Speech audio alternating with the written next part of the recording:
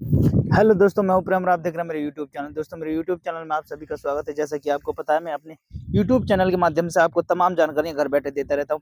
देखिए, हमारी छत पड़ चुकी है। आप देख रहे होंगे हमने इसमें पानी भरना स्टार्ट कर दिया है। और आप पानी भरते हैं तो देखिए, इसके दो ऑप्शन है आपके पास।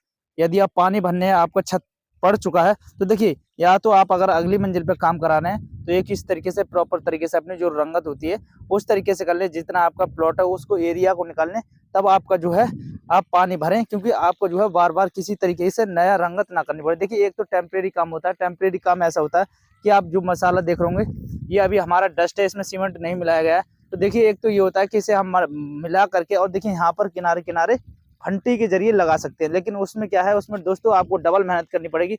एक क्या है कि आप इसे लगाएंगे, फिर अगली बार तोड़ेंगे, फिर इसमें आप ईंटों का रद्दा लगाएंगे। तो इससे देखिए, इससे अच्छी बात है कि आप इस तरीके से ईंटों का रद्दा लगाएं। आप देख रहे होंगे बेहतरीन तरीके से। देखिए, ये वाले हमने कितनी अच्छी ग्रुप तरीके से भरने के बाद ईंटों को ज्वाइंट किया है, ताकि हमारा जो पानी है ना, वो पानी बाहर की तरफ लीकेज ना हो। जो भी पानी है, आप देख रहे होंगे, अगर थोड़ा सा भी अगर पानी भरते हैं आप छत में, तो बिल्कुल ही वो भरा रहेगा। और देखिए, कहीं भी लीकेज नहीं होगा। अगर अदर साइड में अगर आपका पानी जाता भी, तो देखिए हमारा समरसेबल चल रहा है।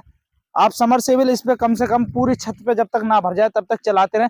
और देखिए, अगर पानी की बात की जाए, तो अगर आपको समय है तो कम से कम 6 या 7 दिन तक पानी अपनी छत पे भरें। क्योंकि गर्मी का मौसम हो तो 6 से 7 दिन भरें, और ठंड का मौसम है तो आप ज्यादा दिन ना भरें। क्योंकि हमारी जो छत है उसकी सीलन भी निकलनी बहुत जरूरी है। ऐसा नहीं है कि आप पानी भरते रहे और उसकी सीलन ना निकले, क्योंकि नीचे से हमारी जो सेटरिंग लगी होती है वो एक गैस के तौर पे काम करती है। जब हमारे छत पड़ जाती है तो उसमें गैस बन जाती है, और अगर आप पानी रेगुलर भरते रहते हैं तो उसकी जो नीचे की नमी है वो नहीं सूख पाती है। और यदि आप 6 से 7 दिन अगर पानी भर के छोड़ देते हैं, तो आपका जो लेंटर है वो कम से कम 15 दिन में खुल जाना चाहिए। अगर 15 दिन में लेंटर खुल जाता है तो बहुत ही बेहतरीन है। आज गर्मी के समय में अगर आपका लेंटर 15 दिन के अंदर खुल जाता है, 15 दिन में भी खुल जाता है, तो वो ठीक है। अगर आपको गर्मी की जगह ठंड का मौसम है, जैसे आपका जनवरी या फरवरी में लेंटर पड़ा है, तो देखिए वो लेंटर आपको तकरीबन 20 से या 25 दिन में खुलवाना चाहिए। इतनी जल्दी उसमें नहीं करनी चाहिए।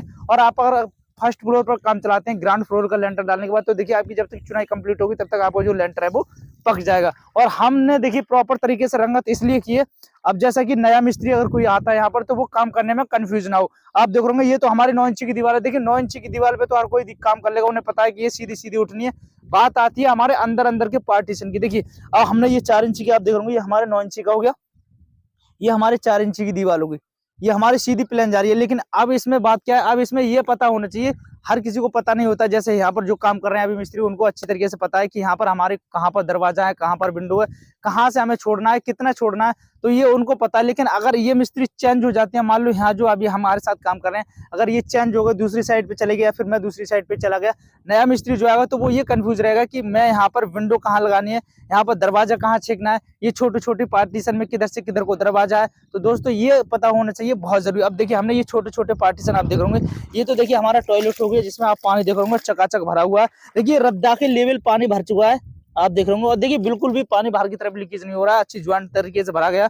और ये हमारा हो गया देखिए ड्रेसअप रूम।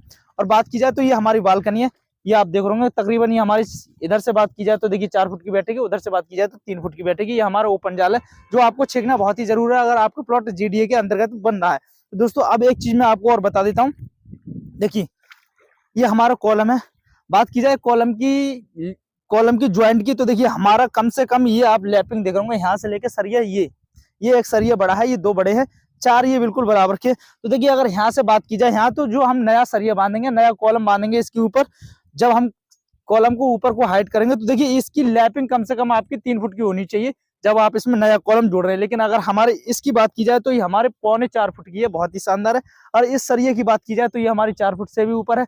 देखिए, और हमारे सारे कॉलमों में सरिया कम से कम जो हमारी लैपिंग बंधेगी, देखिए आप ये सरिया देख रहे हैं, ये सरिया। लेकिन ये सरिया का जो साइज है वो आप आगे अप डाउन रखें, ऐसा ना हो कि आप सारी सरिया, देखिए ये 4 सरिया अगर हमारी एक बराबर है, तो ये हमारी 2 सरिया बड़ी हैं, आप इन्हें अप डाउन रखें, या तो इन्हें और छोटी कर दे 6 इंच, कोई दिक्कत नहीं है। ये सरिया और बड़ी होती कोई दिक्कत नहीं है, लेकिन होनी चाहिए 6 इंची का फासला होना चाहिए। ऐसा नहीं है कि आप सरिया को सेम रखें, ये गलत है, इस तरीके से नहीं होना चाहिए। अब हमारे सरिये की कास्टिंग होगी।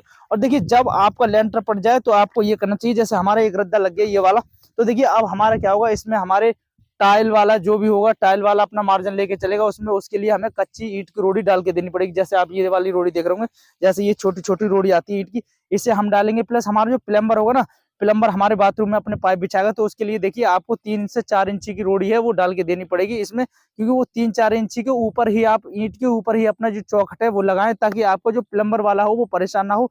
प्लम्बर के पाइप बिछेंगे देखिए प्लस पानी के पाइप बिछेंगे तो सबसे मेन दिक्कत उनके लिए होती है। अगर मालूम पड़ा कि आपने अगर रोड़ी का मार्जिन नहीं दिया उनका और उन्होंने प्लम्बर का काम कर दिया छत पे, तो आपका जो गंदा पानी होगा टॉयलेट का वो आपके बेडरूम में ना जाए। तो ये सबसे बड़ी दिक्कत होती है। आपका जो बेडरूम का अगर पानी गिर भी जाता है, मान लो आपका गिलास रखा है, अगर उसका पानी गिर जाए तो वो लौट करके आपका बेडरूम की जगह आपका टॉयलेट में आ जाए, ना कि टॉयलेट का पानी आपका बेडरूम में पहुंचे। तो इस बात का विशेष का ध्यान रखें। छत पे अगर आप चौखट लगा रहे हैं तो आपको एक रद्दे के ऊपर लगाना चाहिए, और रद्दे के ऊपर भी आपको 1 इंची का चौखट के नीचे कुछ लगा लेना चाहिए, तब आपको चौखट लगानी चाहिए। और देखिए चौखट की अगर बात की जाए लगाने की, तो आप वहां से लगाएं जहां आपका जीना है। जीने के पास से अगर आप चौखट लगाना स्टार्ट करते हैं तो आपकी सारी चौखटें बिल्कुल फिक्स होगी, क्योंकि आपको जो राइजर बनेगा ना, नीचे से पैडी का जो पत्थर लग के आएगा वो आपका चौखट के पास आएगा। तो जो मिस्त्री पत्थर लगाएगा तो उससे किसी तरीके की असुविधा ना हो, वो अपने चौखट के पास से ही राइजर नाप के जाएगा, तब आपको सारे पत्थर काटेगा। देखिए आप क्या होता है, जो पत्थर कटता है ना वो एक साइज का कटता है, ऐसा तो नहीं है कि कोई 6 इंची का राइजर काट लिया, कोई 8 इंची का काट लिया, तो ऐसा नहीं होता दोस्तों। उसे असुविधा पैदा ना करें, आप अपना काम कर रहे हैं। देखिए मैं ये अपना काम करता हूँ, तो मैं किसी तरीके से नहीं चाहता हूँ कि मेरे पीछे जो इंसान काम करेगा उसे असुविधा पैदा हो। तो दोस्तों इस तरीके से देखिए लेंटर पड़ने के बाद पानी को भरे चकाचक कर दें पूरी छत, कम से कम 6 से 7 दिन के लिए। तो दोस्तों हमने पानी भरना स्टार्ट कर दिया होगा, आप सामने देख रहे होंगे हमारी लेबर जो है इसी पे नहा रही है, इसी पे धो रही है, और काफी दिन तक ये कम से कम 6-7 दिन तक ऐसा ही हाल रहेगा। काम यहाँ बंद करके दूसरी साइड पे करेंगे, नहाएंगे धोएंगे पानी भरेंगे। देखिए आप नहाने धोने से पानी भर सकते हैं, ऐसा नहीं है कि आप चला के ही छोड़ दें, अगर आपको टाइम नहीं है तो चला के छोड़ दें। दोस्तों जानकारी कैसी लगी हो, चैनल को सब्सक्राइब कर लें। मिलते हैं नेक्स्ट वीडियो में, तब तक